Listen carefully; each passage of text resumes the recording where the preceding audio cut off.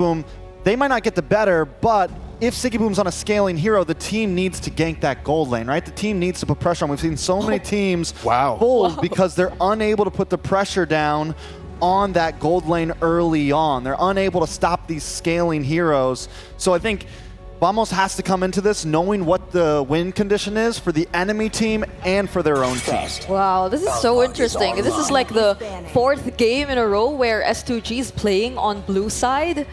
So they've been all blue side for the entirety of the M6 so far. And looks like Coach Pal villain. Maybe he's overthinking it, but he's already batting out the Hellcurd, showing proper respect. And he seems like he's still considering that the mid-tank, mid-fighter could still be a part of the plan of Coach Pops for Vamos. Looking at the bans again, both the Hellcurd, the Chip, as well as the Alpha. So these are targeted bans. 2 bans for Zorn, 1 ban for Chibi. Coach Pops batting out the Hilda, which indicates that they might want to use something like the Joy in this draft as well. Okay, Suyo ban as well, and now banning out the Bruno. I'm smelling a Joy here. Yeah, and Joe is also still open if ever S2G wants to deny that from Zorn, because I haven't seen Zorn play the Joe just yet. I mean, so far he's been playing all these assassins. Yeah, I mean, Cho's open. I think S2G approaches this really well, though. Being on blue side, they get to target ban, they get to free up some things, and they leave a lot of trades open. Jushin, Cho, Yves, so many things up on the field. Tro does get picked up front. Vamos pick up the Hayabusa quickly. He's a little bit too early. I mean, we have seen it work. We saw One Shot pick it up early yesterday, did great. So, I mean, Hayabusa's starting to make his way back in. This could be a decent pick for an aggressive Vamos. Okay, a lot to unpack for this one. First of all, Valentina! No smiling. Sorry, no smiling, of course. A mage mid laner has been brought back, and I kind of feel like, I see where you're coming in, Trex, but maybe this is one of those situations where it's not too early to pick up your jungler, because the Suyo has been banned, the Alpha has been banned, but more importantly, the Hilda has been banned. So not a lot of aggression unless S2G picks up the Khalid here. If they pick up the Khalid, they can potentially deal with the Hayabusa, but they pick up the Eve as well as the Hylos. That's a lot of zone control there for S2G. And I mean, we haven't seen Vamos reveal what kind of frontline heroes they want to use just yet. The Gato's still open. So I don't know, yeah, the Gatot is still open, but at least they have some ways to deal with it. The Terrify is there, so they have some means to actually deny the aggression so far from S2G. But behind the IGN, speaking of Warlord, who picked up the Valentina immediately.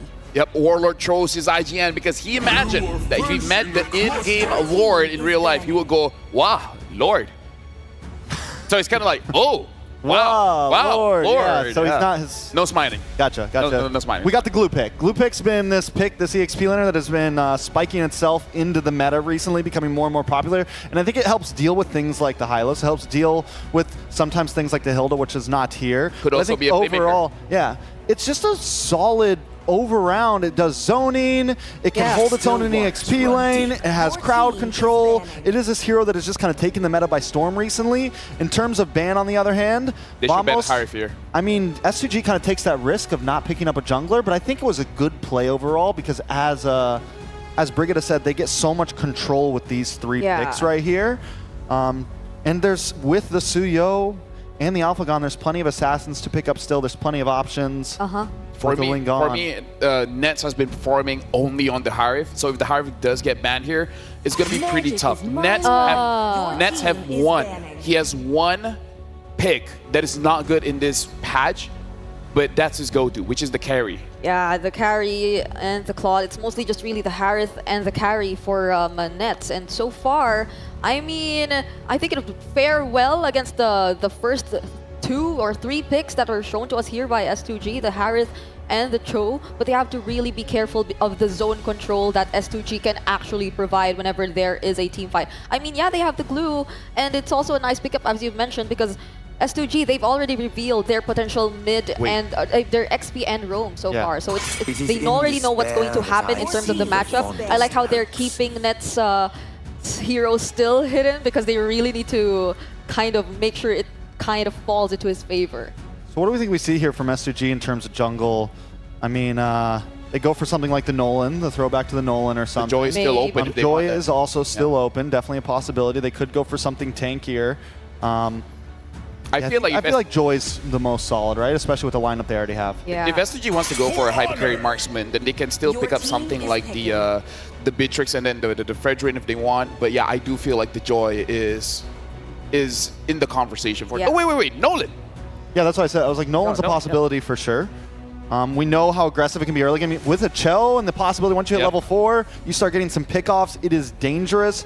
Vamos still need a roam and a marksman. You mentioned the carry. I mean, the Beatrix is still open. There's still plenty of options. A lot of possibilities. He could go for. I mean, we even see things like the Wan pop in. We see the Aerithel pop still in. there. Oh. Jawhead roam. Jawhead roam for sure, because the thing about Zoran is he's a catch specialist. Honestly, when it comes to the setup, he does hesitate every once in a while, but when it comes to catches, immediately defend. Oh my god, how did we not notice the Fanny? Because it's banned all the time. Why did we not notice the Fanny? Oh my goodness. Now whether Nats wants to or not, he might have to consider the Moskov. Yeah. It's probably one of the best potential picks he can go after. What about a Brody? We haven't seen much. I think we haven't seen the Brody at all. Yeah, but if you're going up against an assassin, Moskov or Brody, that's the traditional answers. Yeah, I mean, and Bruno, but Bruno has been banned. Yeah, and Brody does pack a punch. He can kind of maybe get away. We'll see. Beatrix gets locked in for S2G. I think the Moskov is the more solid pick, but I'm not completely against the idea of the Brody. It's a big risk. It is game 1. It is game 1. It is game 1. The range is there. Go for something like, what about like Melissa or something? I don't know, to deny die from the Cho and the...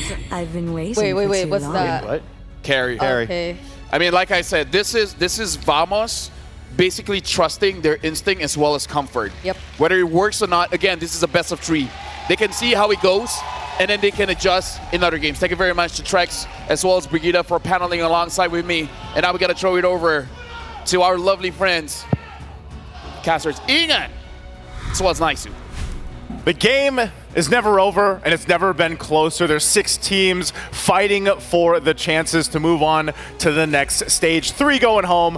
What is up, guys? I'm Naisu, joined here on the desk with Ingan. Ingan, are we feeling the pressure here? Man, I feel the pressure from the players. Again, last chance to advance to the knockouts for the side of S2G to fulfill the promise of Sigibum to his brother that one team from Turkey will advance, and for Vamos, the hometown heroes, to make Malaysia proud.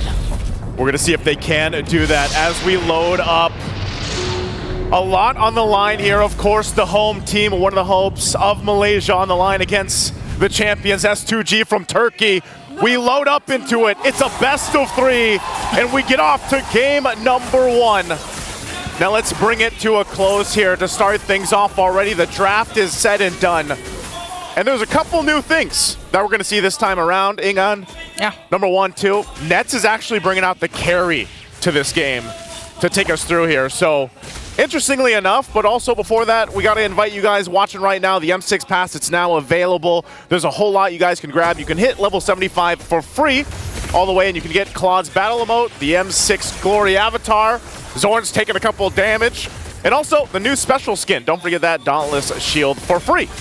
And looking at the 2 lineups, you know that they're going to battle it out for mid control. Again, S2G Esports, we know their play style.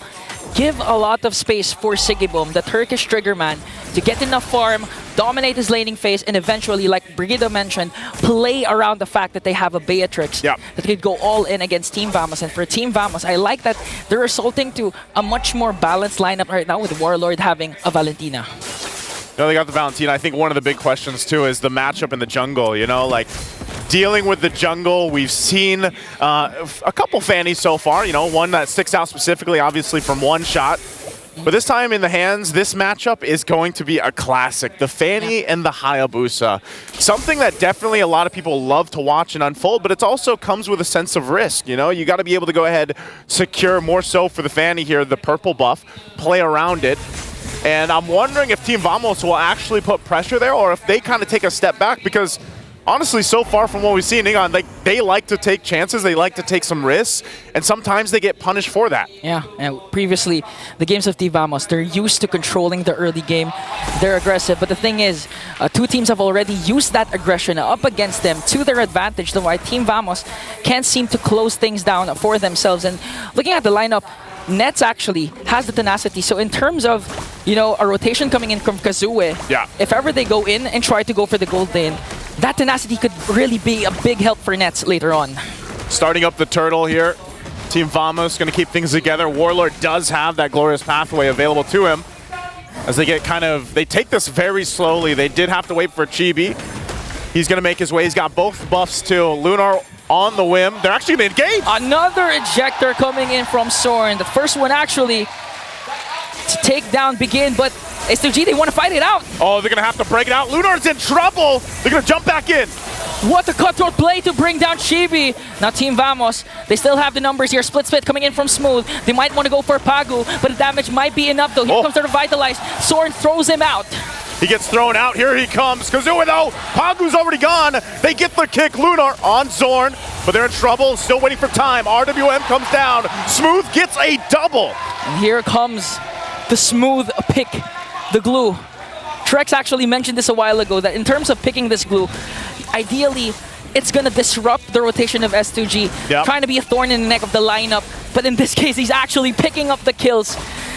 Assuming that Chibi was taken down, you thought that they weren't able to take this turtle away, but with the help of Smooth, along with Soren's two crucial ejectors, they were able to take the lead by taking down a turtle as well. At least in that sense, Kazue did get a kill. You know, at least he gets a little bit of gold in his pocket, but ultimately that was such a drawn-out objective take.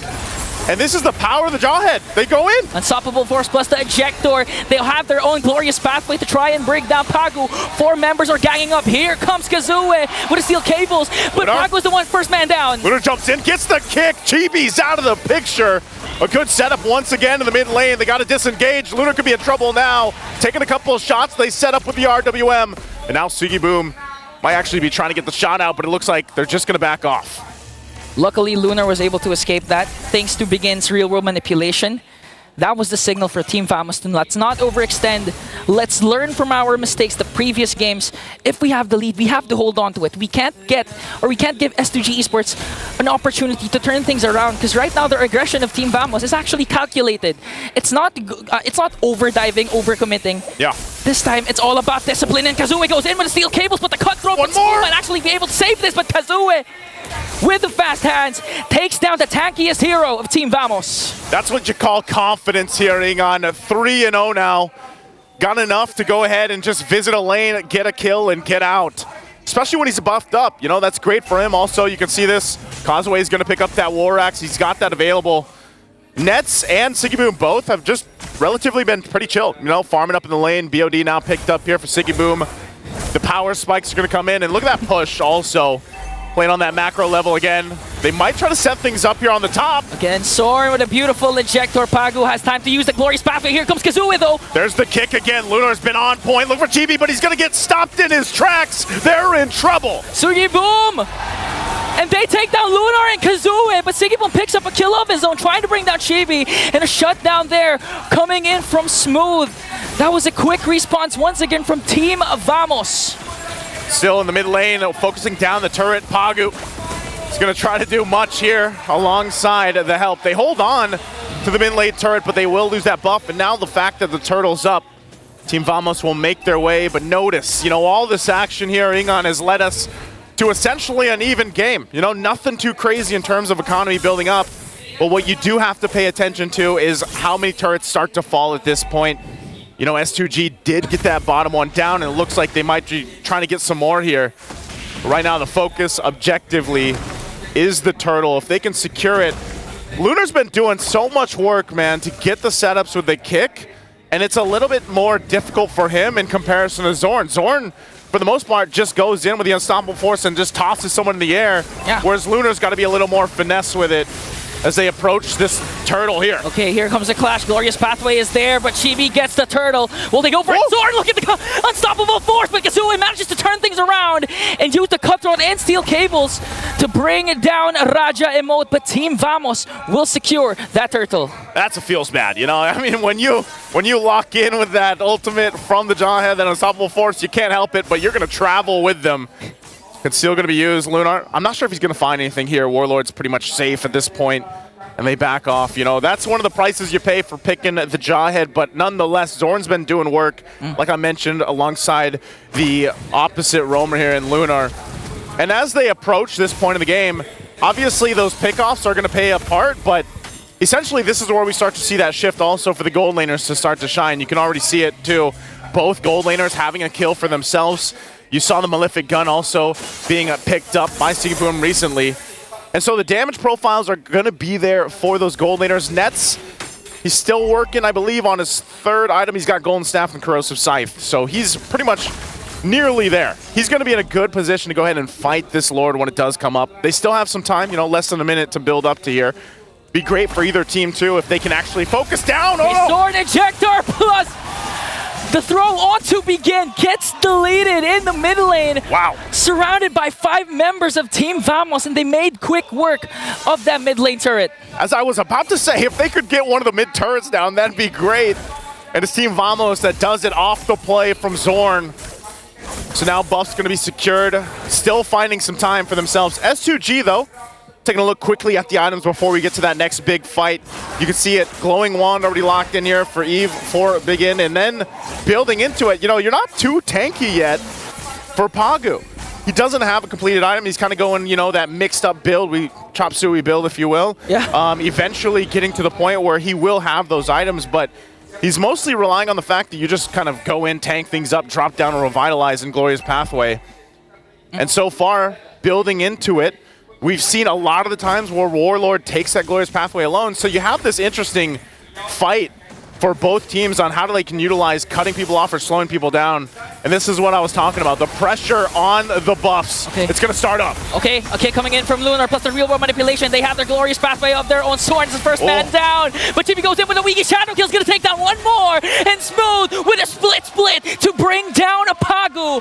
Team Vamos once again, they're controlled and calculated. Aggression back as Zoe goes in. Steel Cables might not be enough to give him flickers in, but targets the wrong man. They tried to take down Smooth. And Team Vamos, that was an unfortunate event for Sigiboom. Locks onto Smooth instead of Chibi.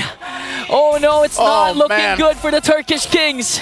A big mistake from Sigiboom himself.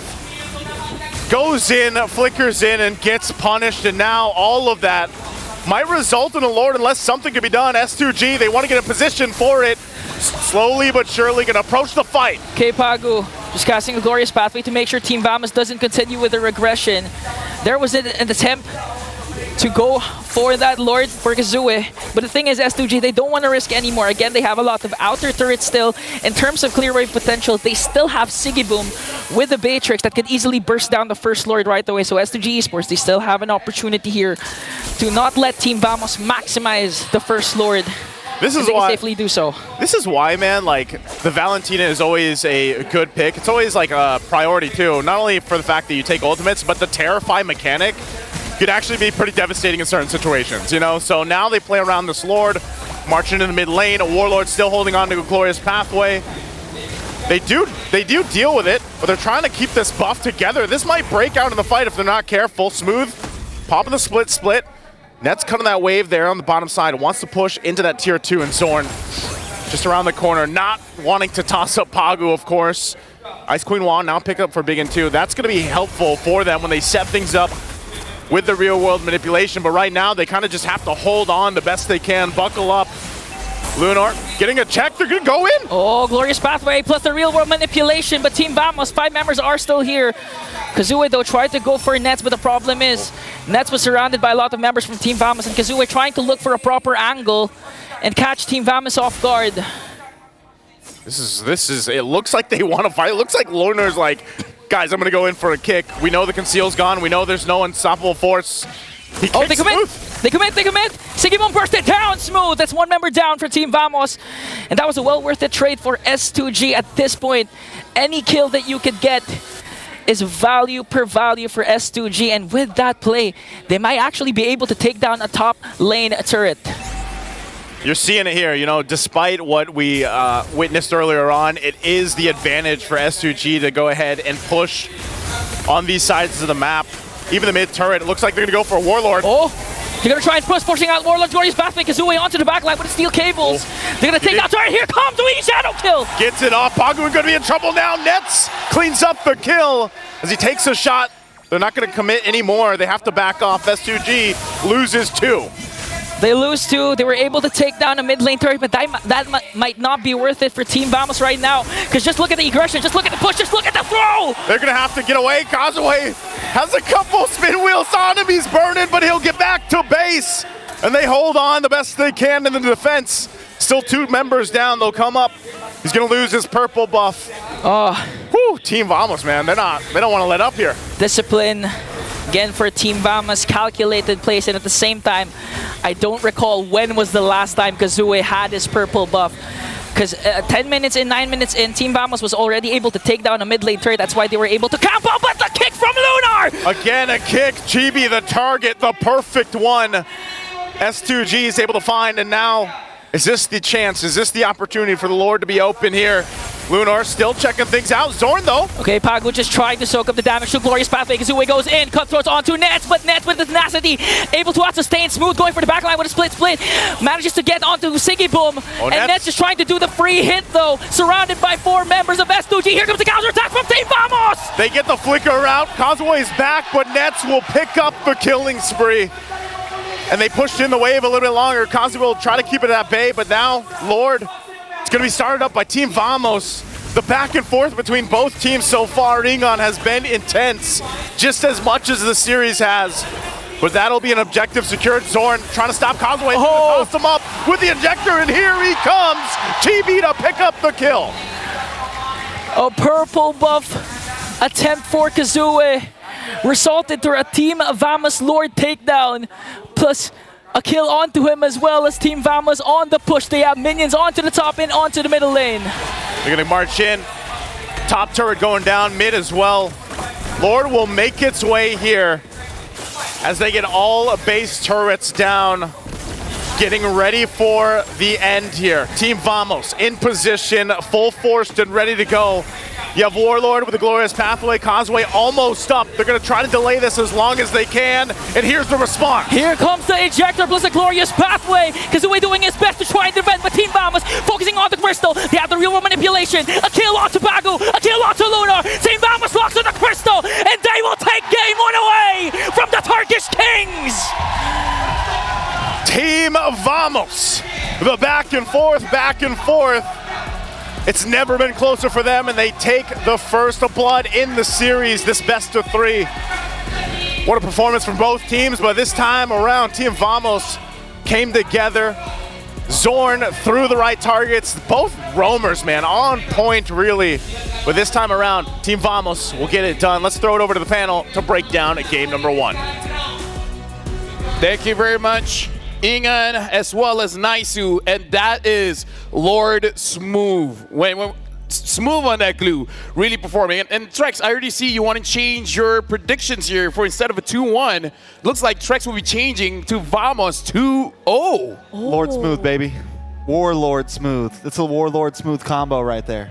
When Warlord gets a mage, Warlord gets well. and that's, again, this is one of those situations where I feel like as panels, we've been changing panels, but this is part of the conversation. Do you go for meta or for comfort? And that's went for comfort on the carry. Even though carry on paper, this is not the right time for it, but he made it work. Actually, everyone felt like they went on comfort. And even in terms of like how they tried to approach that game overall, it felt like they really just went for comfort. They didn't mind S2G taking control of the macro for majority of the game. They just stuck to what they knew their strengths were, which is actually just going for the team fights, then trying to convert from there. And even when we thought that they were at a disadvantage in terms of map control, just a single team fight already allowed them to even things out. And again, we got to talk about the glue pick as well, because the glue pick came out after the Eve has been picked. So there's no threat of a Faramis or anything like that. So glue was able to do very, very well. Now we're going to look at the itemization here for both S2G as well as Vamos, where I got to say, honestly, Lunar on that Cho really disrupted Team Vamos because he was able to control Chibi very, very well, Trex. You know, there's something I've been wondering, and we've been talking about this Malefic gun so much in M Series and Nets on the carry. I'm like, would it help, right? Because it helps the Bruno have the extra bit of range. And towards the end there, Nets getting that Malefic gun, you know, maybe it doesn't feel like a lot because carry's range is so short. Yeah. And the little bit that you get from Malefic gun, but that little bit just creates a little bit more of a box, and having that glue, having that Jawhead, having the Terrify from Warlord creates the perfect bots for Nets that even when they got to late game, they had even more security because of it. They have even more safety, and they could really just finish that game when they needed to. By the way, just look Warrior Boots as well for Nets, making sure that he has a lot of armor in this game. He even has Tenacity. Yeah. So Warrior Boots and Tenacity make it so that even if Kazue or Sigibum try to get onto him, he does take a lot of damage, but not enough for him to be taken out. Yep, and there were so many great combinations and combos that we've seen from Team Vamos. I mean, we've seen we've seen Sorn and his emblem combinations in the early. We were talking about it earlier on how he was so invested in terms of the mobility, the movement speed, which was kind of understandable since they had to go up against both the Hylos and the Eve. But beyond that, their ability to just layer their skills so well. One beautiful ejector play onto a key target, a Terrify from Warlord, and Nets with a Malefic gun, he can just keep attacking from a distance. That's way farther than how he should initially be if he hadn't had the Malefic gun. You know, something to point out with these emblems as well. So many marksmen. There's been this back and forth between do I pick up the tenacity to get a little bit of defense, or do I go full damage? Sigiboom takes the risk and goes full damage. Essentially, does pick up the quantum charge, but still very damaging. And a lot of marksmen have been kind of back and forth on this, and that could have been the thing that made Sigiboom pay the price, not having that little bit of extra defense to survive when the aggression of Vamos came. Yeah, and I mean, look at just how well the mid duo for Vamos was able to work. They were just so active in the early stages. Sorn and Warlord, it felt like all the engages that they did for the first few minutes, they were always together in the rotations, and Nets was able to shine because he was also included in that. But it was all made possible again by Smooth and that advantage he was able to secure in the XP lane, allowing him to just be so fast in terms of rotations and so active. Positioning was just so hard for S2G here. I like that you talk about the mid duo from Vamos doing well, because we got to talk about how, honestly, they've been countering Pagu as well as Begin. A lot of the aggression are really on the mid. Having the carry as well makes the high loss not that big of a problem. And we got to talk about Warlord as well. Which ult did he take? He took the Glorious Pathway quite a lot. So it's kind of like their draft is really just to counter Pagu, and them having the Glorious Pathway as well really helped out a lot. So Vamos, it looks like their idea going up against S2G is to control the mid duo. And S2G, they're really looking at the side lanes, trying to get a lot of objectives there. But now we got to talk about our MVP of the game, and it's going to be Warlord on that Valentina. 56,000 damage. This is what Warlord looks like with a mage. He looks like an MVP. He looks like an MVP. He looks like an MVP. And that's exactly what we want to see. You know, this is what we've kind of been waiting for from Vamos. We knew they had it in them. They bring out a relatively meta composition here, relatively something with a little bit of spice, you know, like the Jawhead that still kind of fits to their aggressive style.